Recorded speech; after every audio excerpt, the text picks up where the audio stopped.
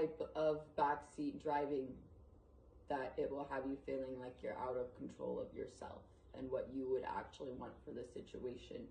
Some other version of yourself is running the show, and you have to live with that version of yourself later when the true you comes out and says, I'm sorry, I was like that earlier, I don't know what got into me. It's the trauma. The trauma took hold of you and lashed out, and it's teaching yourself we don't have to lash out anymore.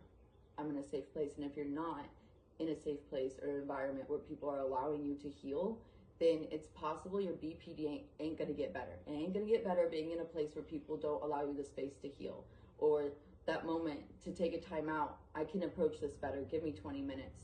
If that person's running to your door, banging on the door, saying, we have to talk about this right now, and not letting you take your time to heal so that you can come back and approach that situation, that person isn't giving you the space to heal. So of course you're not getting better, and you might be feeling worse. Because BPD is triggered by circumstances a lot of the times. It's formed through trauma and a negative experience, and where we had to come up with a way of survival, but then we don't have to use that way of survival anymore. And it's rewiring our brain to think and do and be different than it used to be. And it takes practice. It doesn't happen right away. And I've been practicing this for a long time. And I think people can get better. And I think the reason I talk about this online is because it's been told to a lot of people that there's only one way, and it's to take a prescription medication. And I think there's only one way, and it's to really rewire your brain and to trust yourself more and to be able to trust your own decisions.